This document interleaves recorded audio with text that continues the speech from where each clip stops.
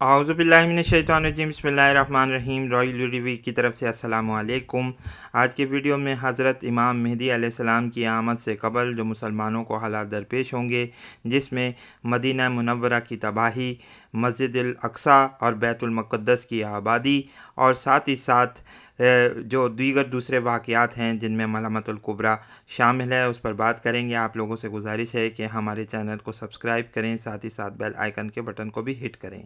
अमूमी तौर पर हमारे यहाँ ये कॉन्सेप्ट बहुत पॉपुलर होता चला गया है, जिसमें ये बात कही जाती है कि मस्जिद अक्सा को यहूदी गिरा देंगे और साथ ही साथ ये भी होगा कि उसके बाद मलहमतुल कुबरा का आगाज़ होगा। लेकिन हम आज की वीडियो में एक नए अंदाज से कुछ इस मामले से इख्तलाफ करेंगे कि क्या वाक़तन मस्जिदुल अक्सा को शहीद कर दिया जाएगा। क्या अहादीस में हमें ऐसी कोई बात मिलती है जिसमें ये ज़िक्र हो कि मस्जिदुल अक्सा को शहीद किया जाएगा, या इस हवाले से कोई बात की गई हो। इस पर थोड़ी सी बात करते हैं। और वो मशहूर व मारूफ़ हदीस जो रसूलुल्लाह सल्लल्लाहु अलैहि वसल्लम से रिवायत है, मंसूब की जाती है, उस पर बात करेंगे। यहाँ यकीनी तौर पर इसको हम पहले भी पढ़ चुके हैं, लेकिन आज फिर पढ़ेंगे और एक नए अंदाज से, एक नए ज़ाविये से इसको जांचने की, परखने की और इस पर एक नया तज्ज़िया करने की कोशिश करेंगे। पढ़ते हैं। मिशकात शरीफ वॉल्यूम 3 को एक दफ़ा फिर हमने खोला है। सुनन अबू दाऊद तिरमिज़ी की ये मशहूर हदीस जो हमारे सामने हैं, हज़रत माज़ बिन जबल से रिवायत होती हैं। हज़रत माज़ बिन जबल रज़ी अल्लाह ताला अन्हु कहते हैं कि रसूलुल्लाह सल्लल्लाहु अलैहि वसल्लम ने फ़रमाया है, बैतुल मुक़द्दस की आबादी जब कमाल को पहुँच जाएगी तो वो यसरब की ख़राबी और तबाही का बाइस होगी। यहाँ लफ्ज़ इस्तेमाल हुआ है यसरब, तो इसलिए हमने मदीना मुनव्वरा इसका तर्जुमा नहीं किया है। इस पर हम दूसरी वीडियोज़ में बात भी कर चुके हैं। और मदीना की ख़राबी फ़ितना और जंग अज़ीम के पैदा होने और वक़ू में आने का सबब होगी, और फ़ितने का ज़हूर और जंग अज़ीम का वक़ू कुस्तुनतुनिया के फ़तह का सबब होगा, और कुस्तुनतुनिया की फ़तह दज्जाल के ख़ुरूज का सबब। अब यहाँ अगर हम एक नए ज़ाविये से इस पर गौर करें तो रसूलुल्लाह सल्लल्लाहु अलैहि वसल्लम ने कुछ क़यामत से कबल वाक़यात का ज़िक्र किया है, जो क्रोनोलॉजिकल ऑर्डर में डिफ़ाइन होता है। यानी पहले एक वाक़या पेश आएगा, फिर दूसरा वाक़या होगा और तीसरा होगा। अगर गौर किया जाए तो यहाँ पर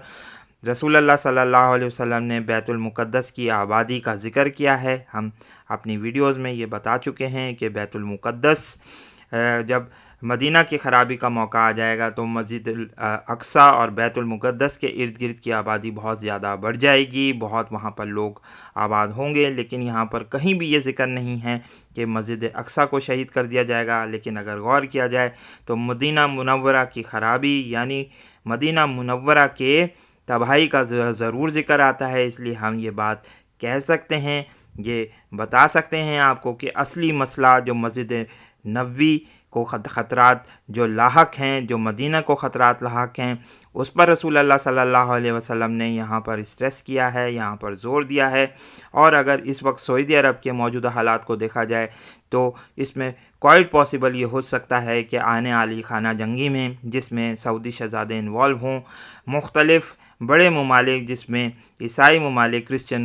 कंट्रीज़ जो हैं वो शामिल हो सकते हैं, उनकी इन्वॉल्वमेंट हो सकती है। यही वजह है कि हम इस बुनियाद पर कह सकते हैं कि शायद मस्जिद अक्सा की शहादत का वाक़या नहीं होगा, बल्कि मदीनतुल मुनव्वरा को जो लाख ख़तरात हैं उस पर हमें ज़्यादा फोकस करना चाहिए। हमारे उलमाए कराम को इस पर ज़्यादा बात करनी चाहिए और ये बताना चाहिए कि दर हकीकत जो ख़तरात लाहक हैं वो मदीनतुल मुनव्वरा को ख़तरात लाहक हैं, और इसमें मस्जिद अक्सा को शायद इतना, इंशाअल्लाह अल्लाह ताला ने चाहा तो अल्लाह ताला ज़रूर मस्जिद अक्सा की हिफाजत करेंगे। साथ ही साथ हम ये बात भी बताते चलें आपको कि मस्जिद नबवी इंशाअल्लाह की शहादत का कोई वाक़या ऐसा पेश नहीं आएगा, क्योंकि हमें रसूलुल्लाह सल्लल्लाहु अलैहि वसल्लम की वो अहादीस भी मिलती हैं जिसमें आपने ये बताया है कि जब दज्जाल आएगा तो वो मस्जिद नबवी को देख कर कहेगा कि अच्छा ये है वो मोहम्मद का महल। तो इससे ये साफ बात ज़ाहिर होती है कि मस्जिद नबवी दज्जाल की आमद के वक्त भी कायम होगी और उसको कोई इंशाअल्लाह जो है वो ख़तरात लाहक नहीं हो सकेंगे। हाँ, ये ज़रूर है کہ مسجد مدینۃ المنورہ کو نقصان پہنچ سکتا ہے، یہاں پر کوئی ایک بڑی خانہ جنگی ہو سکتی ہے۔ اس کے علاوہ جو بڑے ممالک ہیں، خاص طور پر بشار الاسد کے حوالے سے ہم یہ بات کہہ چکے ہیں کہ شام کے توسط سے اگر ہم یہ دیکھیں، اگر ہم اس کے تناظر میں بات کریں، پس منظر میں رکھ کر بات کریں شام کو، تو اس سے یہ محسوس ہوتا ہے کہ اب مختلف ممالک کی، عیسائی ممالک کی حمایت بشار الاسد کو لاحق ہو چکی ہے، اور یہ بات وہ جانتے ہیں کہ بشار الاسد کی جو حمایت ہے وہ اس طرح سے کر پھر یہ آگے چل کر جو ہے وہ سعودی عرب میں مداخلت کر سکتے ہیں۔ سعودی عرب کی خانہ جنگی میں کافی حد تک یہ ممکنات میں شامل ہے کہ بشار الاسد کی مداخلت آگے چل کر جو ہے وہ صاف ہوتی چلی جائے۔ ان حوالوں سے ہم مزید کچھ اور باتیں بھی کریں گے، اپنی ویڈیوز میں آپ کے سامنے بیان کرتے رہیں گے۔ آئیے دوبارہ ہم ان احادیث کی طرف جاتے ہیں اور دیکھتے ہیں کہ کیا لکھا ہے۔ یہاں پر ایک اور بات بھی آپ کو بتاتے چلیں کہ قسطنطنیہ کی فتح کے بعد دجال کے خروج ہوگا، اس لیے ہمیں یہ پتہ چلنا چاہیے، یہ بات ہم سمجھنی چاہیے کہ ملحمۃ الکبریٰ دجال کی آمد سے پہلے شروع ہوگی، اور پھر جیسا کہ ہم نے آپ کو بتایا کہ مدینہ منورہ کی احادیث اور دجال کے حوالے سے جو احادیث بیان ہوتی ہیں اس میں یہ صاف ظاہر ہے کہ مسجد نبوی جو ہے وہ دجال کے خروج کے وقت بھی باقی رہے گی۔ آئیے مزید پڑھتے ہیں۔ حضرت معاذ بن جبل رضی اللہ تعالیٰ عنہ کہتے ہیں کہ رسول اللہ صلی اللہ علیہ وسلم نے فرمایا ہے، جنگ عظیم کا وقوع میں آنا، قسطنطنیہ کا فتح ہونا اور دجال کا خروج، یہ سب 7 مہینے میں ہوگا، یعنی تقریباً یہ 7 سال کے عرصے میں یا 7 مہینے کے عرصے میں یہ واقعات پیش آئیں گے، اور انتہائی بڑی جنگ جو مسلمانوں اور عیسائیوں کے درمیان لڑی جائے گی وہ ہوگی۔ اگر حالیہ دنوں میں دیکھا جائے تو روس اور امریکہ کے درمیان جو کشیدگی جنم لے رہی ہے، جس سے ایک بڑی جنگ، ان کے متعلق بھی ان دونوں کے درمیان کے بھی خدشات بڑھتے چلے جا رہے ہیں، لیکن کچھ یہ حلقے یہ بات کہہ رہے ہیں بار بار کہ ہمیں روس کے ساتھ، آرتھوڈاکس کرسچینٹی کے ساتھ اپنے تعلقات کو بہتر کرنا ہوگا، اور شاید یہ اسی بات کا ذکر ہے جس میں رسول اللہ صلی اللہ علیہ وسلم نے کہا ہے کہ تم رومیوں کے ایک طبقے کے ساتھ، ایک گروہ کے ساتھ دوستی کرو گے، لیکن ہم آپ کو یہ بات بتاتے چلیں کہ یہ واقعات گزر چکے ہیں۔ اگر احادیث کا غور کیا جائے، ان پر جائزہ لیا جائے، ان پر غور کیا جائے، گہری نظر سے پڑھا جائے، تو محسوس کیا ہوتا ہے کہ جو رومیوں کے ساتھ جو تعلقات میں امن کا جو دور تھا وہ اب گزر چکا ہے، اس لیے کسی بھی طبقے کے ساتھ دوستی کی باتیں کرنا یہ انتہائی غلط ہوگا۔ ہم دیگر انشاءاللہ آنے والی ویڈیوز میں اس بات کو مزید وضاحت کے ساتھ پیش کریں گے۔ آئیے مدینہ کی تاریخ کے متعلق کچھ باتیں کرتے چلیں، آپ کو اس ویڈیو میں بتاتے چلیں کہ مدینۃ المنورہ ایک انتہائی پرانا شہر ہے، اور اس میں رسول اللہ صلی اللہ علیہ وسلم کی آمد کے بعد اس کی آبادی میں انتہائی تیزی سے اضافہ ہوا، مسجد نبوی کی تعمیر ہوئی، اور پھر ساتھ ہی ساتھ ہم نے یہ بھی دیکھا کہ موجودہ دور میں مدینۃ المنورہ میں ایک عالی شان مسجد نبوی کو تعمیر کیا گیا ہے۔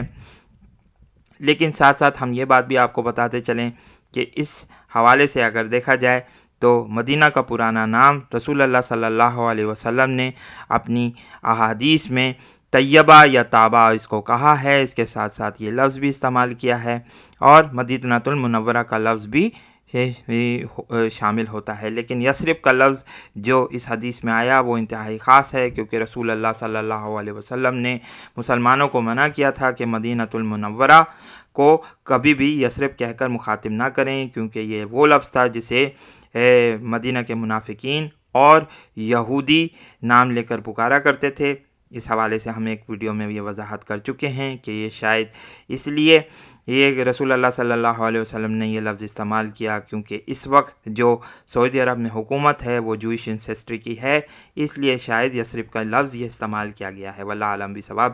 اس حوالے سے ہم مزید اپنی ویڈیوز میں اور وضاحت کے ساتھ باتیں کرتے چلیں گے۔ لیکن یہاں پر آپ کو پھر ایک دفعہ پھر پلٹتے ہیں مدینہ منورہ کی تاریخ کے متعلق، اور آپ کو یہ بات بتاتے چلیں کہ یہاں پر اوس اور خزرج کے قبائل اس زمانے میں آ کر آباد ہوئے جب یمن میں سد معارف ڈیم ٹوٹا تھا۔ جی ہاں، سد معارف ڈیم کے متعلق آپ کو تھوڑا سا بتاتے چلیں، یہاں پر زیادہ ڈیٹیل میں نہیں جائیں گے، کہ یہ انتہائی خوبصورت ڈیم تقریباً 1500 قبل از مسیح میں تعمیر کیا گیا تھا۔ حضرت سلیمان علیہ السلام کے زمانے کا ہی یہ وقت بنتا ہے ملکہ سبا کا واقعہ جو سورہ سبا میں ذکر ہوا، جس کا اس کے متعلق یہ بات آتی ہے کہ یہ ڈیم اس زمانے میں قائم ہوا، اور ساتھ ہی ساتھ پھر یہاں پر قوم سبا کی انتہائی عروج اور ترقی کا زمانہ بھی شروع ہوتا ہے۔ لیکن بعد میں ہمیں یہ بات پتہ چلتی ہے کہ قریباً 1000 برس کے بعد یہ ڈیم ٹوٹ گیا تھا، اور یہاں سے قبائل نکل کر مدینہ منورہ میں آ کر آباد ہونا شروع ہوئے۔ یمنی وہ قبائل جو سد معارف کے ٹوٹنے کے بعد، اس ڈیم کے ٹوٹنے کے بعد جو ہے وہ یہاں سے نکلے، تو پھر یہ مدینہ المنورہ میں آ کر آباد ہوئے۔ کوشش کرتے ہیں کہ اس تصویر کو تھوڑا سا بڑا کریں، ہمارے لیے ممکن نہیں ہے شاید، لیکن یہ سد معارف کا ڈیم آپ دیکھ سکتے ہیں کہ انتہائی خوبصورت ڈیم تھا، جس کے ٹوٹنے کے بعد اوس اور خزرج کے قبائل مدینہ منورہ کے ارد گرد آ کر آباد ہوئے۔ تو اس سے یہ بات پتہ چلتی ہے۔ پھر آخر میں ہم آپ کو یہ بات بتاتے چلیں کہ یہی وہ وقت ہوگا جب مدینہ المنورہ کی خرابی کا دور شروع ہو چکا ہوگا، اور ساتھ ہی ساتھ اس وقت امام مہدی علیہ السلام مدینہ منورہ سے نکل کر مکہ کی طرف جائیں گے، کیونکہ ان کو خطرات لاحق ہوں گے، اور یہیں سے پھر ہم یہ بات دیکھتے ہیں کہ ان کی بیعت کا آغاز ہوگا۔ اور چونکہ حالات اتنے خراب ہو چکے ہوں گے، جیسا کہ ہمیں نظر آ رہا ہے کہ سعودی عرب کی خانہ جنگی کسی بھی وقت شروع ہو سکتی ہے، اور پھر اس میں بڑی عیسائی طاقتوں کی مداخلت، بشار الاسد کی مداخلت بھی کافی ان حوالوں سے وہ واقعات جو ہیں وہ قریب آتے چلے جا رہے ہیں، جس سے یہ محسوس ہوتا ہے کہ یہ واقعات انتہائی قریب ہیں۔ اور پھر ہم یہ بات بھی احادیث میں پڑھتے ہیں کہ حضرت امام مہدی علیہ السلام کے لیے ایک لشکر شام سے بھیجا جائے گا جو مکہ اور مدینہ کے درمیان دھس جائے گا، مختلف واقعات پیش آئیں گے، اور پھر یہاں سے مدینہ المنورہ میں مسلمان اکٹھے ہو چکے ہیں گے، اور وہ انشاءاللہ